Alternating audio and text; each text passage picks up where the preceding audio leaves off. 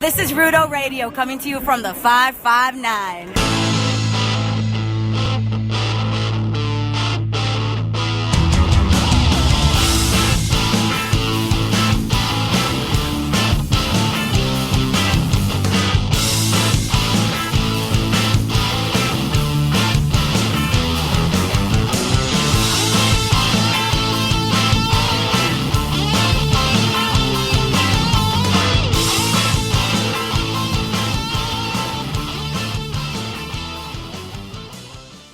Hello and welcome to Rudo Radio, SB Nation and Cage Side Seats weekly wrestling podcast.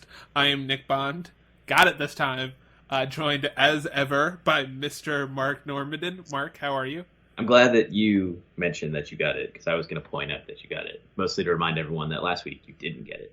Listen, names are hard. I've only had this one for like 29 years, and things change. My Kate's name changed. That's weird. I see her on my phone. I'm like, Kate Bond? That's crazy. Did you guys get it legally changed yet, or just in the phone? Oh, no, legally. She has a very Italian maiden name, and she does not like it. So, and my mom's maiden name is Maratea, so I was almost Nikki Maratea. So her last name would have been fine. I would have taken it. But she was like, no. I even said that to her. And she was like, no, I'm taking your last name. I've always wanted a last name like that. So I guess that's why we got married. I'm not sure. Well, you do what you can. So we wanted to get into it quick. This week's entirety, well, not entirety, but the big stuff from Raw and SmackDown. So Raw was a crazy episode this week. It's not better, but it was crazy. Did you have anything you really wanted to dig in on in terms of stuff you liked, or did you want to do the slow play on this? No, we can talk about stuff I liked. There were a few things I liked from this Raw. And like the worst thing on the Raw didn't actually happen on the Raw, but is related to it, which I will get to in a bit. Overall, this felt like one of those episodes of Raw where it's like, hey, there was some good stuff, and I wasn't furious at any one particular thing or decision. So, like, good episode. Not a great episode. Good episode. I think they hit the high notes for the most part pretty well. Thing that really stood out to me is something that kind of just went throughout the show and is part of the reason that it was as good as it was. They're doing a really good job showing us like the beginning stages of the end of Kevin Owens and Chris Jericho's friendship. Yes. They're not there yet, and I don't think they're about to end it like immediately or anything, but it's basically two veteran heels going. I mean, Owens is not as much of a veteran to WWE, but they talk all the time about how long he's been doing this, so I don't mind calling him that. It's two veteran heels who are just admitting, like, listen, I know you're bullshitting me, and I'm bullshitting you, but we're still buddies, and that's fine. And someday there'll be some kind of altercation, but right now, best friends. Yeah, and they really did a great job of establishing that they're both aware that they're bad guys, even if Kevin Owens feels almost like he's doing it subconsciously, that there's this reaction, this way he pushes back against people because he doesn't want to get hurt, and also he's a jerk. Like, it's both of those things. It's a chicken or an egg thing, but I totally agree with you in the sense that they have made it very, very clear, especially Chris Jericho, like, we're both assholes, but we both actually like each other and think that this relationship at the moment is mutually beneficial, so let's keep it going. I think that's a really interesting dynamic, and it's something we'll get to much later on, but I think that's the one huge advantage that SmackDown has over Raw, is that it's aware of its existence in a way that it doesn't feel like Raw realizes it's a TV show in any way, shape, or form. It's more of like a disjointed bunch of segments together. And I think, like you said, Jericho and Jericho and Owens throughout, it really, them building towards something with that has been probably the best thing on the show. I think that's fair to say. Yeah, it's been the best. But well, I'd say besides the actual like Sasha Charlotte matches, because I do feel like they've been doing a great job there. But as far as segments go, it's been the most consistently entertaining presentation segments, dynamic, everything you want. Those two have been doing it. And, Seth Rollins is doing really great work alongside them as well. I mean, Rollins has gotten to the point where, as a face, that he is getting the crowd to, taunt JeriKO and boo JeriKO, even though JeriKO is doing amazing work that makes everybody cheer. So it's like a good reminder of like, yes, you like when JeriKO puts people on the list, but actually, SparkleCrotch. Yeah, I was thinking of that. That's like the perfect level of humor for a WWE babyface, as far as I'm concerned, because I know it's not going to get more sophisticated than that. Do you know what I'm saying? And that was the thing I liked. Yeah, he's just a really good he's just a good babyface.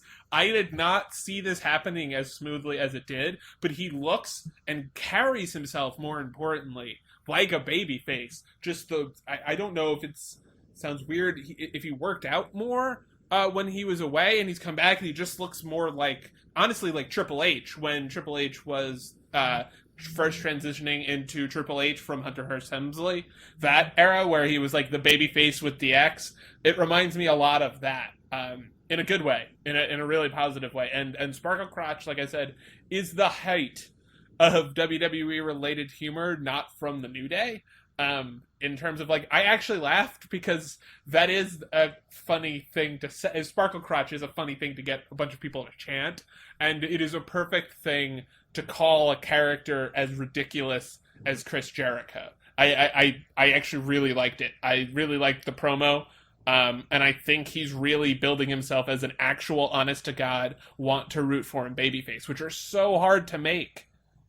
Yeah, and I like that Rollins is delivering it not in a way that, like, if Enzo Amore was delivering that, and I don't mean to drag Enzo here, but if Enzo Amore is delivering that line, he's like, I'm calling you SparkleCrotch because you like dudes.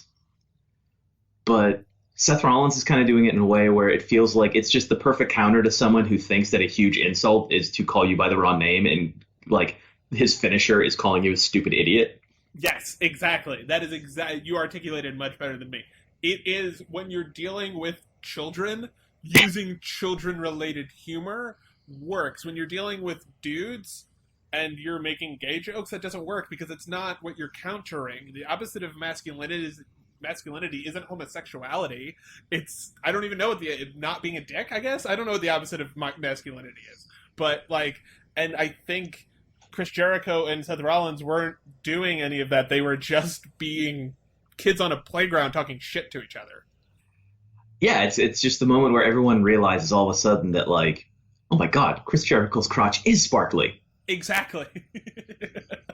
We'd all been thinking, a lot of sparkles on your dick. And then you say it, and we go, you're right. And, like, JeriKO has nothing. His trunks are great. The SparkleCrotch is a good look for him. Having goat on the back is fantastic. I love the whole look he's got going on now. But, yeah, it's like when you point it out like that and make everyone aware that it's ridiculous. And it's a really good step forward because, as I said before, people are cheering JeriKO. And, like, it's cool that people are reacting to him, but you want a little less cheering for him. So having Rollins come out there and be able to successfully, like, divert all of that positive heat to him and have everyone chant against JeriKO is wonderful. Because everyone's having a good time and they're engaged. And you've set up a situation where even, the smarky people who want to root for JeriKO are, they're rooting for the match to go the way that it's supposed to go. Yes. And I think Seth Rollins has enough cachet in the ring that he will...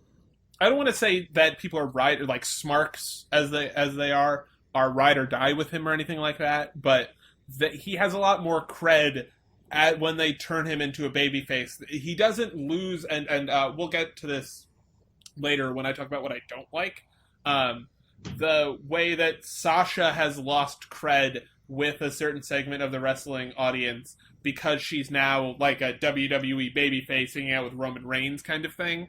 And I think that Seth Rollins is actually managing to avoid that. Part of it is because Rollins has always been a babyface. Yes, that's true. But he was lost. He was miscast, and he was found by the wrong people, and he's just really searching for answers about who he really is, and for confidence. I love this theory of yours. I'm not dismissing it as a theory. I'm saying I like this as a continuity theory behind the show. And I'm in total agreement. I don't know, and I think we can, unless you want to add any, are you good with Seth? Yeah, I can talk about something I didn't like. Yeah, because what made me think of it was this, that I still don't know if that should be the main event of the show, and you take the floor from there, Mark, because you were not happy this morning. Oh man, so Mick Foley on Tuesday on Facebook is all like, "Hey, the main event of Hell in a Cell, Sasha Banks versus Charlotte, Hell in a Cell, first time women in a Hell in a Cell match, first time women main eventing a WWE pay-per-view. Pay very close attention to these words, everyone. I'm the GM of Raw."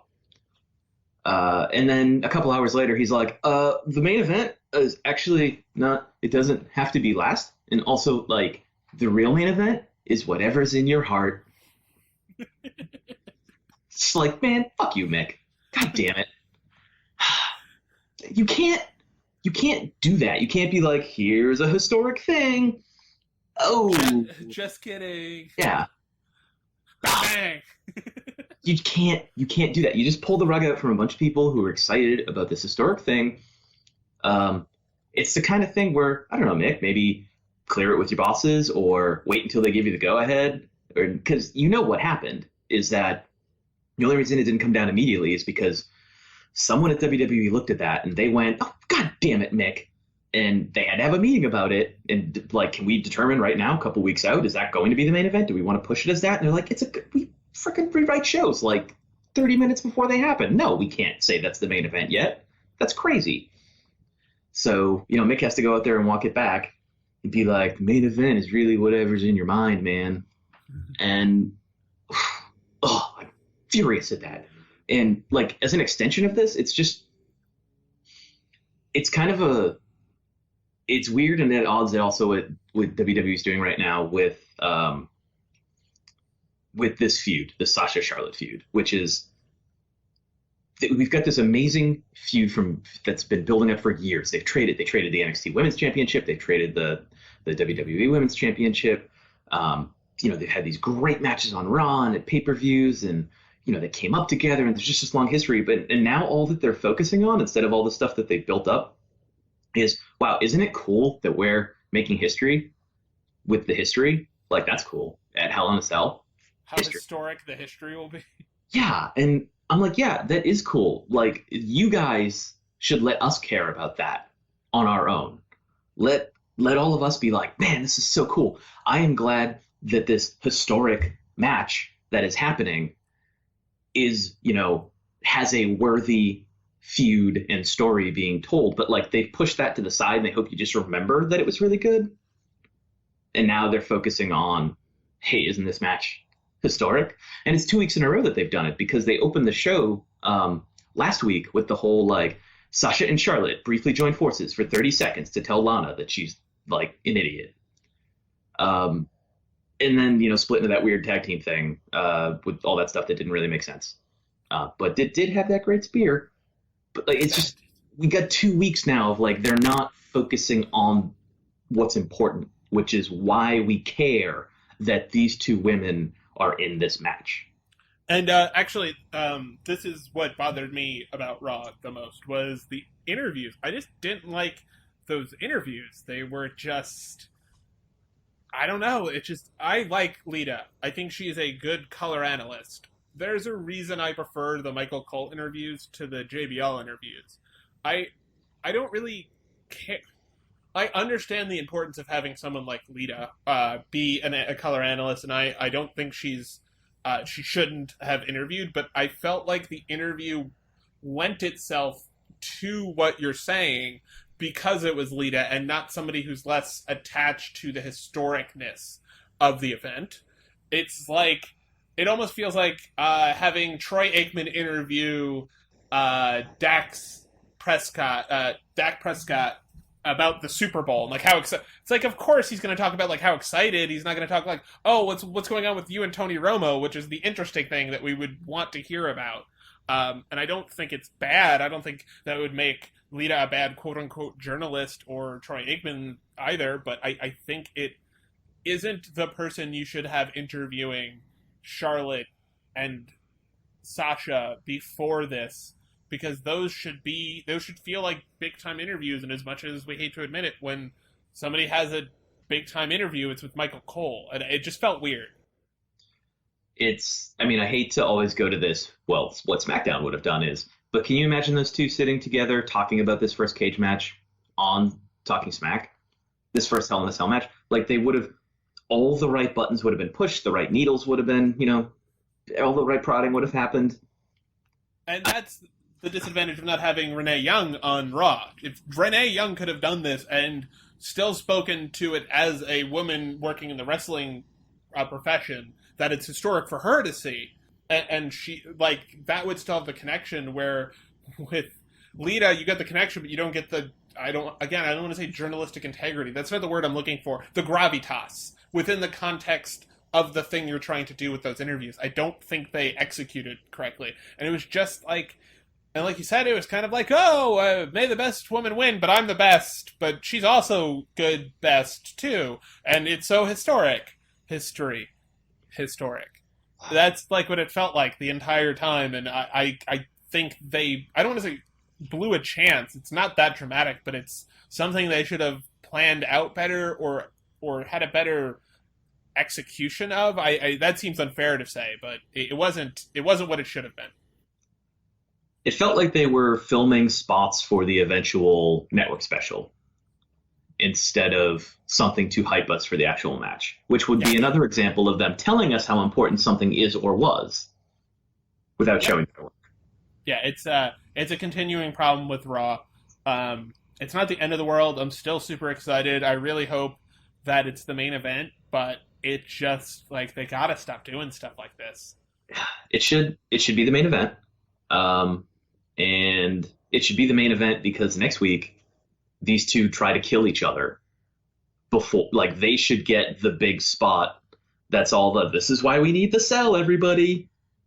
Well, whatever. We'll see what happens Monday. And, like I said, I hope they try and kill each other, because we just need, like, another moment. We can't go 3 weeks in a row without them having serious intensity about their desire to hurt the other and take that title.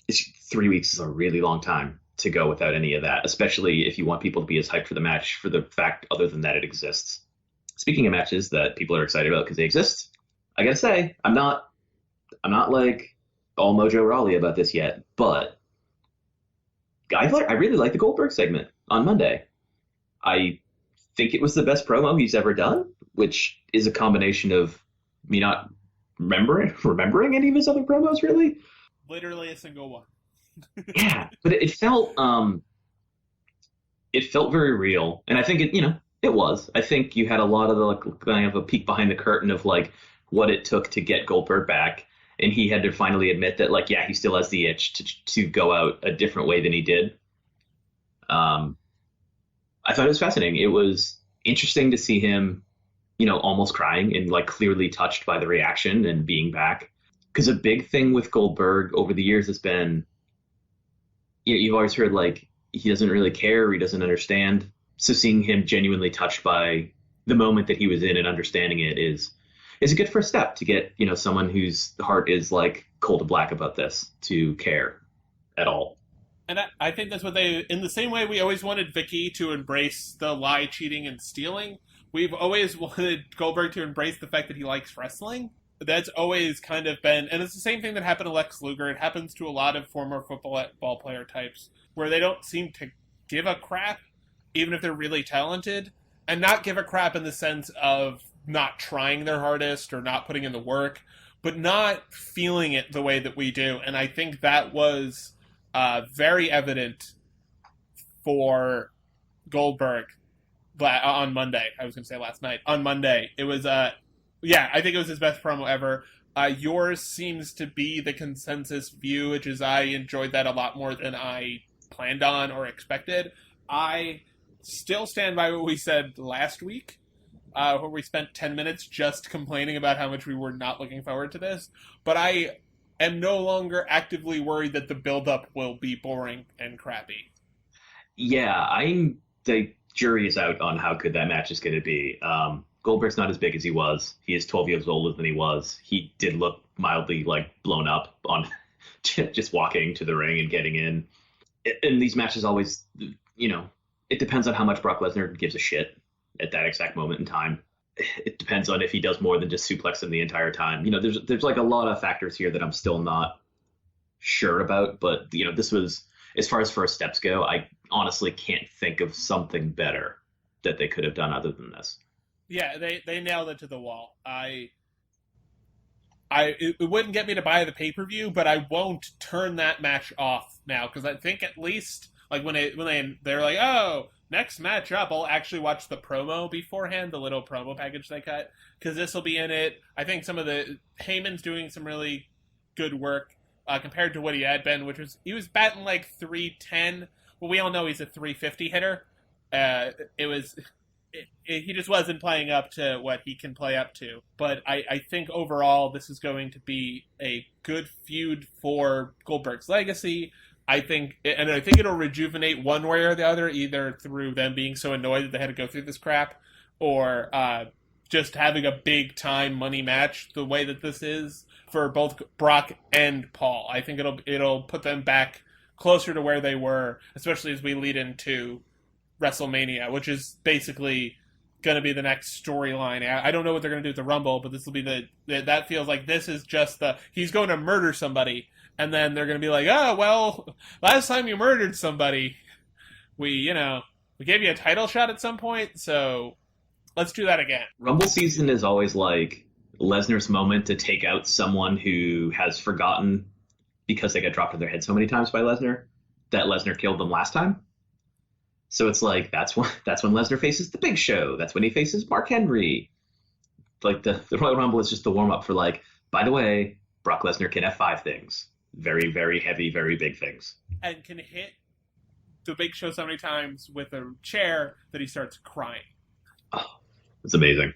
Yeah, I mean, I don't really have much else to add other than Braun Strowman. I love him so much, Braun Strowman.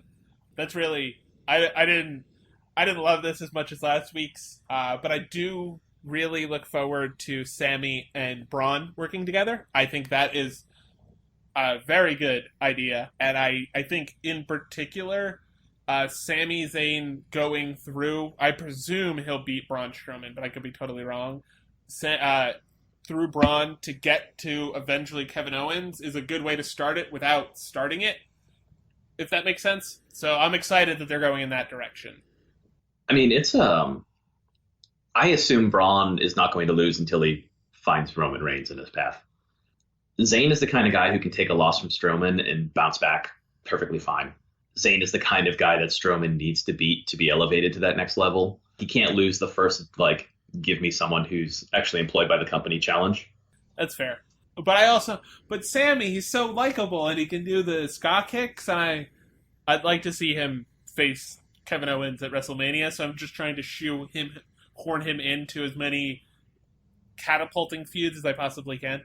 Hey, you can make a Sami Kevin Owens feud for WrestleMania happen at the drop of a hat. The week before. Yeah, they can start that shit in right after whatever, Roadblock or whatever, and they'll be fine. So that's a pretty, you flip a switch and that feud is back, and they've got the packages and the videos and everything, and Sami's fine. I think he's going to lose to Strowman, and that's fine. Not to say that's what Sami's there for, but he's the perfect guy to do that, because no one's going to think less of Sami Zayn for losing to Braun Strowman, especially because he's probably going to make Braun look like $1 million doing it. Yeah, he will. But yeah, overall, again, this Raw just wasn't. It wasn't bad, but I think for both of us, it wasn't as good as SmackDown, which is the glory and the becoming.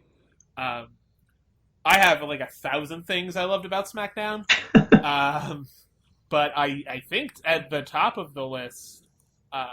Actually, at the top of the list is something I'll be talking about later. But in terms of things that actually happened on SmackDown, I weirdly think my favorite segment, outside of the James Ellsworth, which was great, but That seems too obvious. Was the Alexa Bliss Naomi match?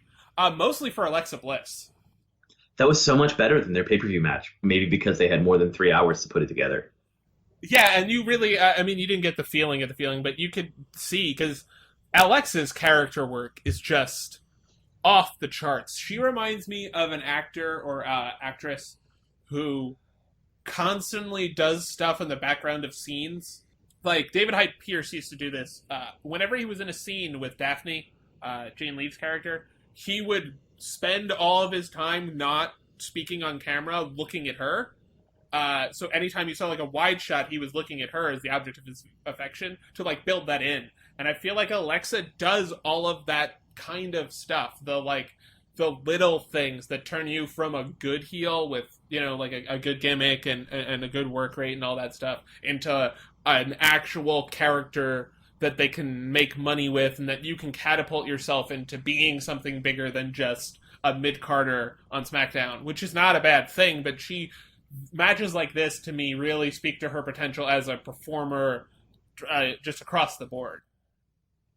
Yeah, I've been in Alexa Bliss's corner pretty much from the moment that she turned heel. And it's for a lot of reasons like that. You can, she so gets it and who she is and what she's supposed to be doing. And the ring work just keeps getting better. She really understands who she is and pretty much what all of her motivations are. And it's just fascinating to watch. Like, just watch her face, react to everything, whether it's someone daring to lay a hand on her or her opponent's entrance or anything. It's just so glorious, all of it. Yeah, I couldn't agree more. I was really impressed by this match. I immediately thought when I was watching, like, God damn, this was awesome. This is exactly what I wanted to see from Alexa. I was very happy. I don't know. I don't have much else to say about it. We'll stop talking about it. Yeah, because she's just awesome. And Naomi was great too, and I really liked the dynamic, but Alexa really brought home the bacon. Absolutely. Okay, so maybe it's too easy, Nick, but I really love the main. I thought the match had, it was just the right amount of like serious and jokey, like perfect balance of that, where you never really believed, James Ellsworth was going to win, and you shouldn't, and he shouldn't. He even admitted, like, he's not on AJ Styles level, but he's getting this opportunity, and he gets to talk about this opportunity for the rest of his life, and that's pretty amazing. David Otunga, who is like coming along on commentary, calling the sweet chin music no chin music, is fantastic. Ellsworth escaping a chin lock because that with no chin cannot be chin locked is just fucking great. Styles just messing around with him essentially because Dean Ambrose keeps interrupting at all the moments where Styles should capitalize. And Dean goofing around and like, when Dean gets too goofy, like it's a problem, you don't buy him as dangerous, but you can tell that this is more like mind games Dean, where he just knows it's pissing AJ Styles off and like throwing him off his game, which is why he wrestles James Ellsworth for like 10 minutes. Which he makes very clear during Talking Smack. Yes, this is all brought back around where Styles is like, the reason that I just decided not to pin him and just beat the shit out of him in the corner until I got a DQ was because of you guys. Like, this is your fault where you've forgotten that I'm super dangerous and I'm the world champion and you guys are just fucking around with this and like trying to mess with me, but it's over now. Like, yeah. I want Dean. We're going to finish this. And I think, and again, that's what I'll be talking about later. Talking Smack was amazing. Every person that was on it was incredible. That was just a great 28 minutes of wrestling commentary. No actual working.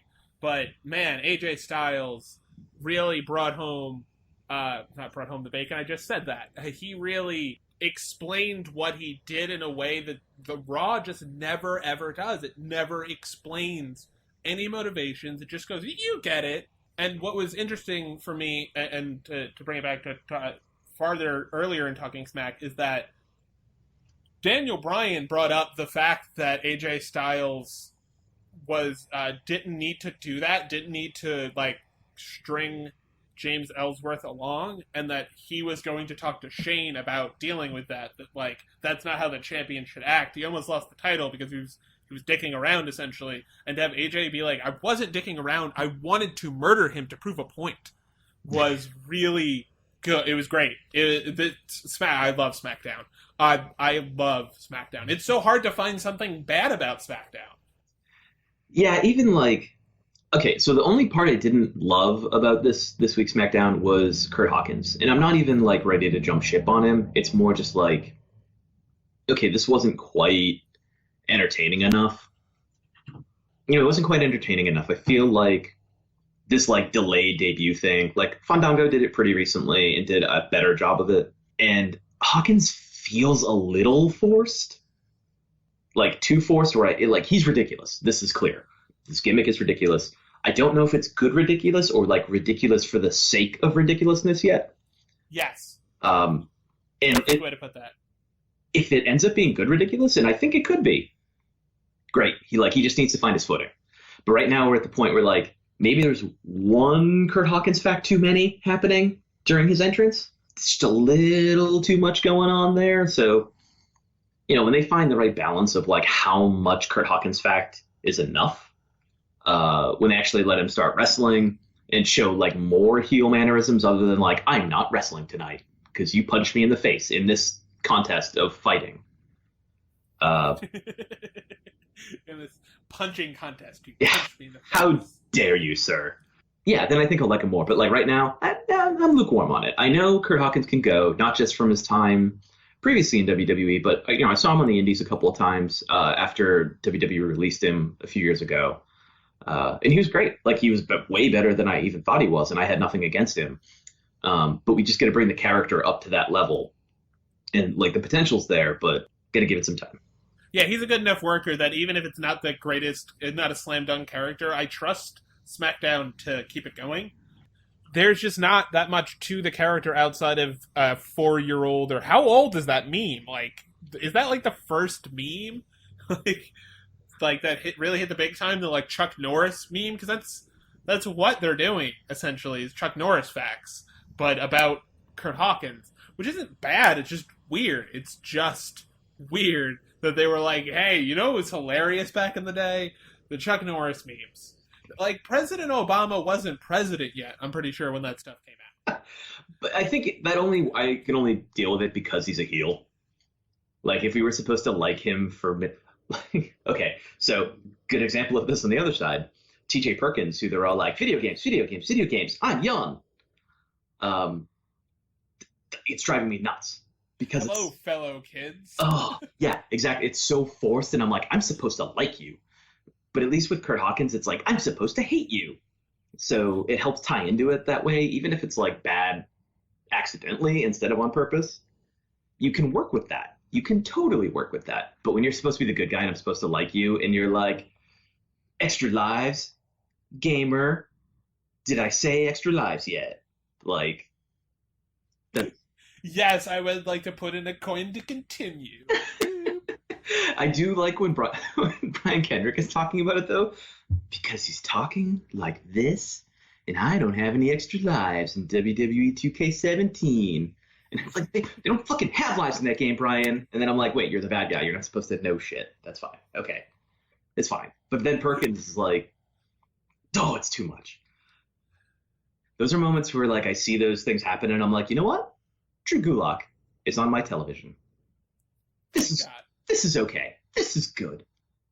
And to be honest, I mean, I didn't have that much more to add to things I hated, because I really like this entire episode, except for the fact that I don't know what they're doing with Wyatt and Harper and Orton and Kane. I don't think I want to know. New Undertaker? I think they're officially doing New Undertaker. Yeah, that's what it feels like, and I don't know if I'm ready for that. I don't know. I don't know how I feel about that. They're 3 years late on it, so... Yeah, it's just bringing him down in the casket. I didn't even hate it. I honestly didn't hate it. I was just like, really? That's where we're going with this? We're making him Undertaker, even though he's never beaten anybody ever for any reason in any important match except for Daniel Bryan 2 months before he won the WWE World Heavyweight Championship. Hey. He beat Dean Ambrose in that feud. Oh, he did. I don't remember. They had 17 matches, which is not a complaint because I liked all of them. And I was kind of like, creative was at like a low point right then. So I was like, it's okay. You guys don't need any motivations other than I hate you and I want to drop elbows off of ladders.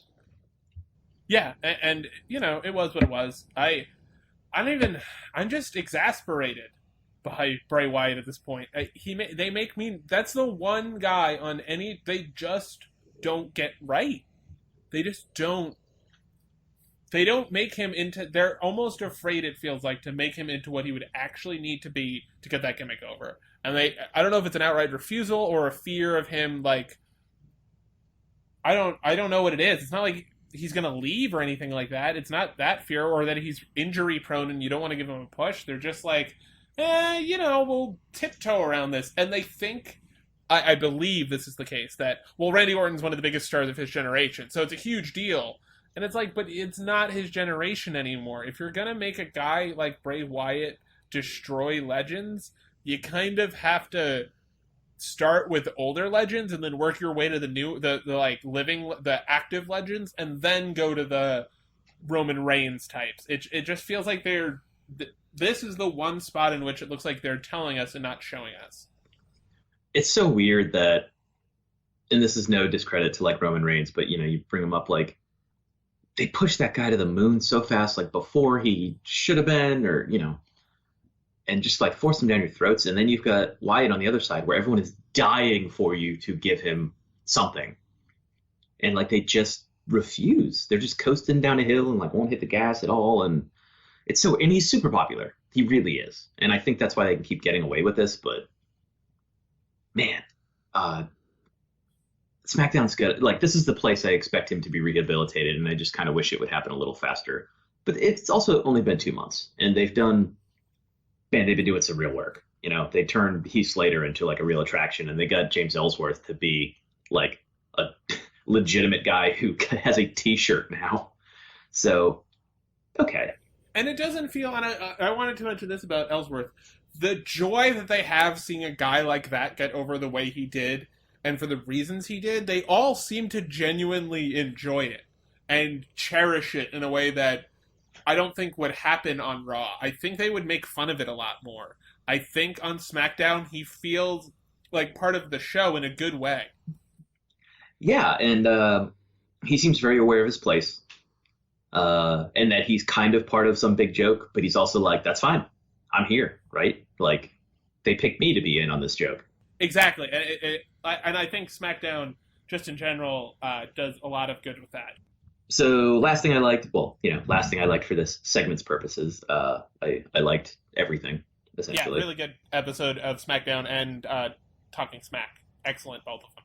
I really liked Nikki putting Carmella in her place. Like, Carmella comes out with this master plan of being like, did you know that Nikki Bella and John Cena are in a relationship?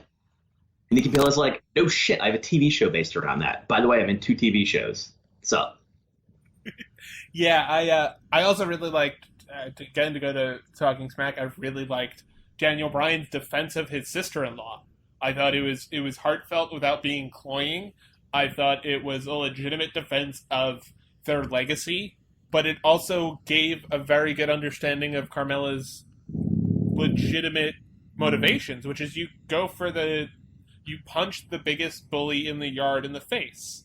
And that's how you become the biggest bully in the yard. And that's what Carmella wants to. And I thought they explained it well, and they did it without making Nikki look bad or Carmella look bad. And I think that's where the cool thing about this feud is. I think that's where the potential lies, is to make both of them look great after it.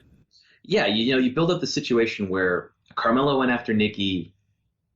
Carmella disrespected Nikki because she respects her, in a way. And, she has her own belief that, like, she's better than Nikki or whatever, but, she's not like low-hanging fruit this.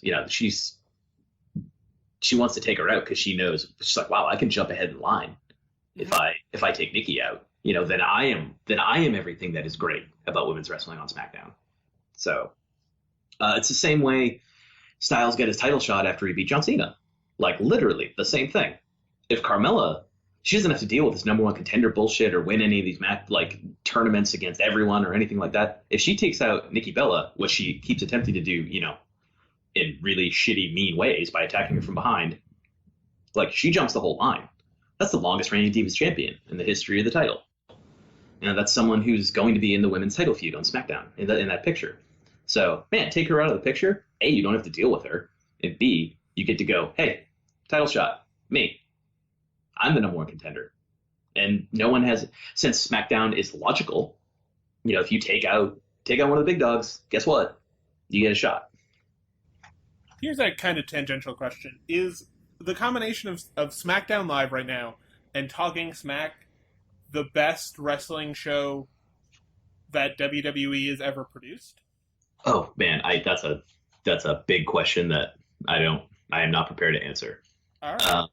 Because I'm starting to think every episode, and we talk about it, and I talk all about to all of my friends.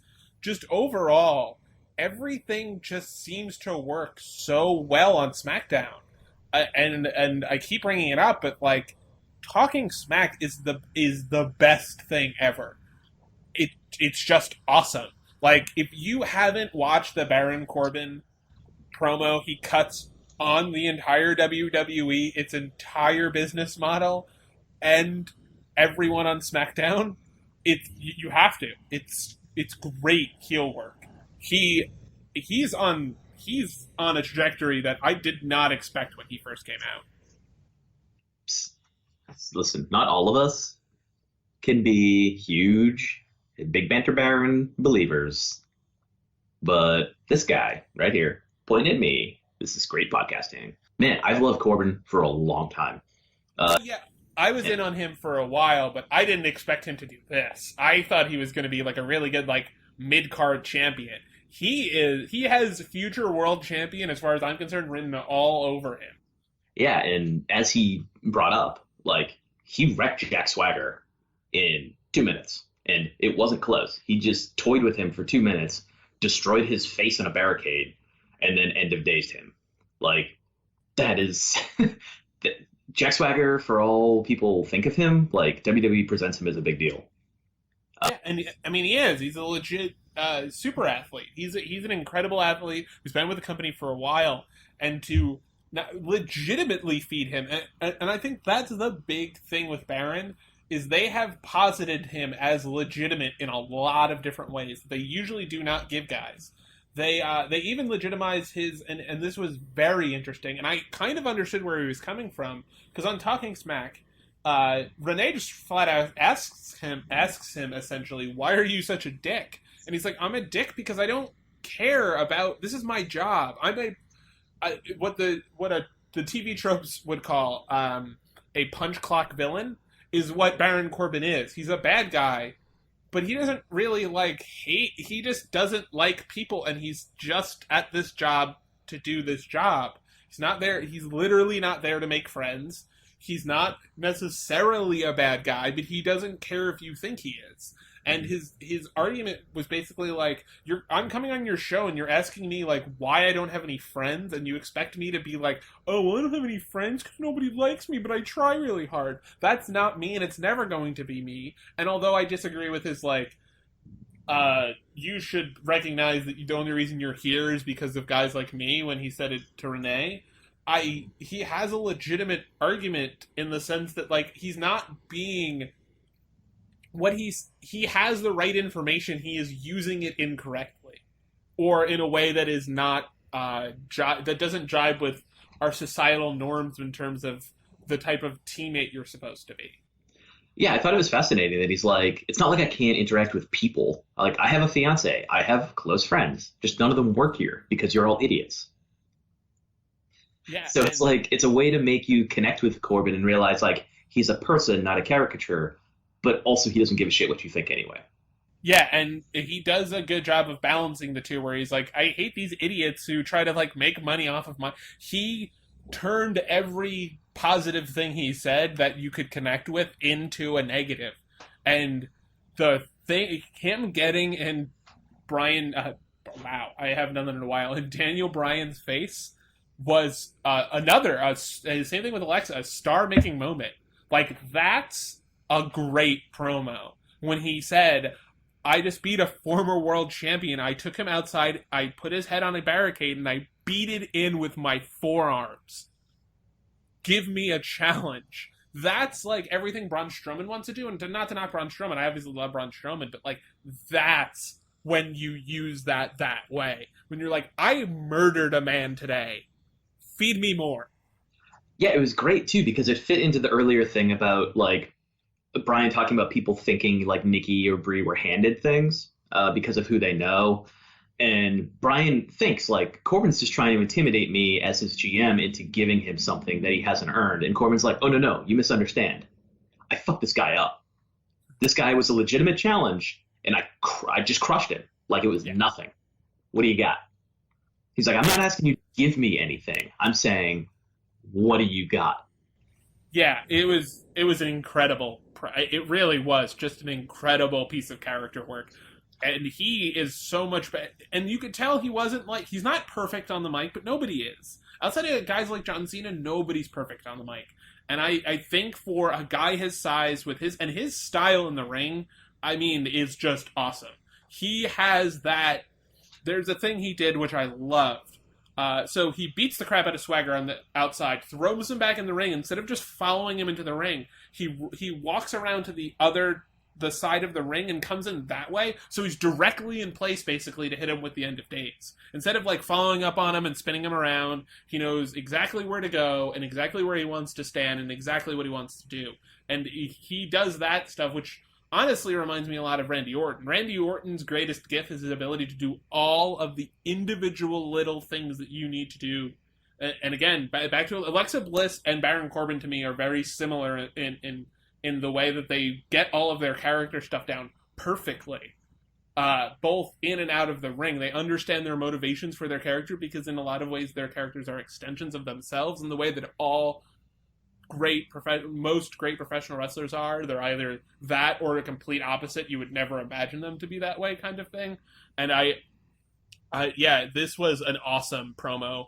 I thought he interacted with everything really well, and to put on the show he did earlier was great.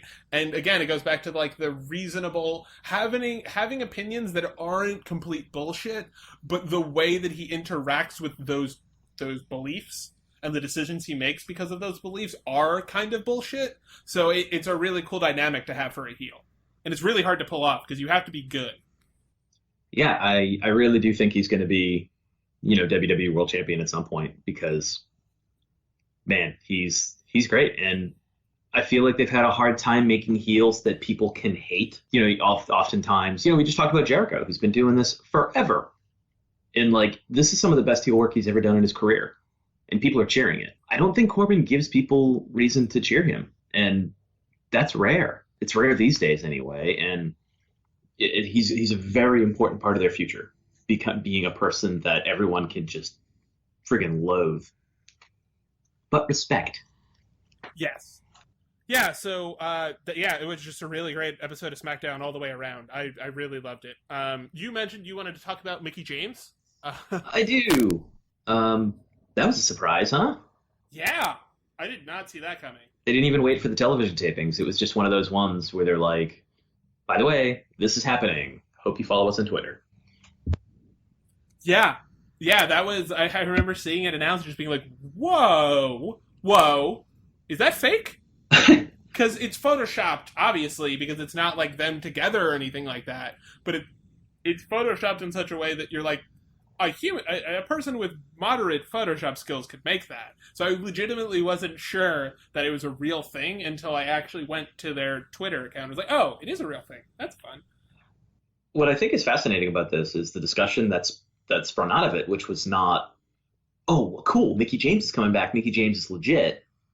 And what other comebacks could this lead us to? Because we've had all these like former WWE people or TNA people come back, but they've all been men.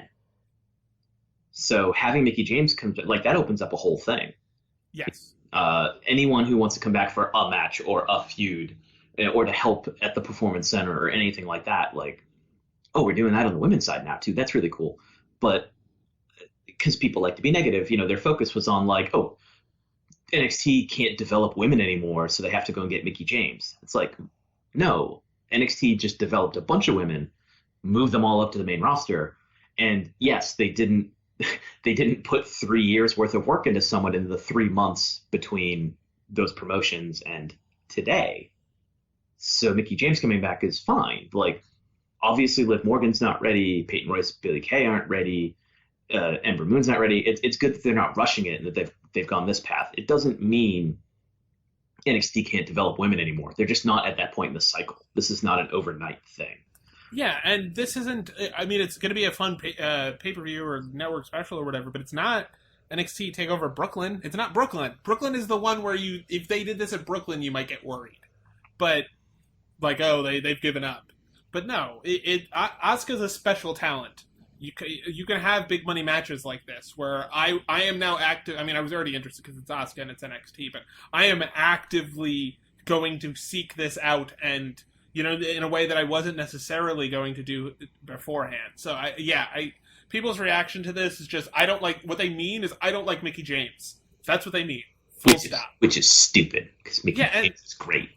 But not even giving her a chance in the same way, I mean, we talked about it earlier with the Goldberg. Goldberg, yeah, neither of us liked Goldberg, but we knew he had something in him, that he was a special performer for a time. The idea that he was that we were going to go into it just like, even if he cuts the best promo of his life, which a lot of people think he did, we're still going to be like, it's dog shit. That's not engaging with the product. It's engaging with your expectations for the product and not accepting it for what they're trying to do with it.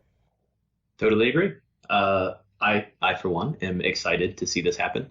I watched Mickie James wrestle in an indie show after, she died in TNA, and then didn't die because they realized that was stupid. Oh shit, that was Mickie James, right? They pushed her in front of the subway car. Yeah. Oh. Yeah. Don't worry, it didn't kill her. Or hit her? I didn't follow up. It was just kind of like I remember going to the show and being like, oh, I've seen the ghost of Mickie James wrestle. This is incredible. How'd they get her? What's her rate? Yeah, TNA. I'm excited. Like I said, it has me anticipating the Asuka match as opposed to being like, cool, Asuka's on. Asuka's gonna kill, like, I don't know, unpolished babyface number 3 in 47 seconds.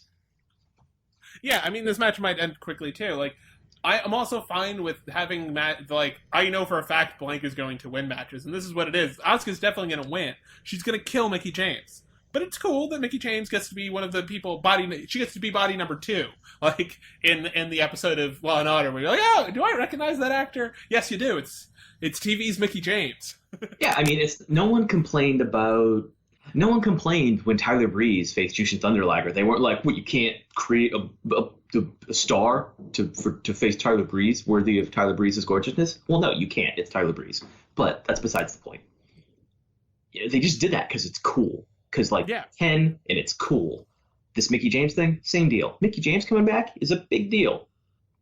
It's just honestly a bigger deal for the company in terms of their history than Jushin Thunder Liger was. Jushin Thunder Liger was a big deal because people liked Jushin Thunder Liger outside of the context of WWE, so people were like, oh, cool, he's never been here, or not never been here before, but like, oh man, it's so crazy. Where with this, there's no novelty, so they're just like, I don't like her. She smells. Oh, that old. Well, they can be forgiven for thinking she smells because that's WWE's greatest insult. Yeah, ask Natalya how to build a career after you become the fart machine. Fart machine or bad breath or whatever. That's just, there's no coming back from that. That feels like a good place to stop. WWE's obsession with odors. Yes, and vomiting. That's another episode for another day. So, Mark, where can they find you on the interwebs? On Twitter, Mark_Normandin. That is Mark with a C. You can find my wrestling writing at sbnation.com/wrestling. There will be quite a bit of it in the coming weeks because we're going to do a big old preview thing for Survivor Series. It's one of the big 4. They're giving it a big 4 main event. So, you know what? Let's treat it like that in the coverage. If Mick Foley once again reverses course and makes the women's match a main event, I might write about that as well in the next week or two. If Mick Foley doesn't, I might write about that in a very different tone. You can find me at the Nickster, THEN1CKSTER. That is episode number 802. That I've spelled that correctly. No, it isn't. Agree to disagree. I've heard it both ways. You can catch us at soundcloud.com/Rudo Radio. That's RUDORADIO. Or rate, review, and subscribe to us on iTunes. Mark, do you have a review you would like to add? Maybe Mickie James is ready for Asuka. Yeah. Okay. Maybe Mickie James is ready for Asuka. Yeah, that works. I mean, she's not, but no. Oh God, no. We like to be optimistic around here. Yeah, we like to. Good luck, Mickie. Keep your face from getting kicked in. So if there's nothing else to say, there's only one thing left to say, which is bye.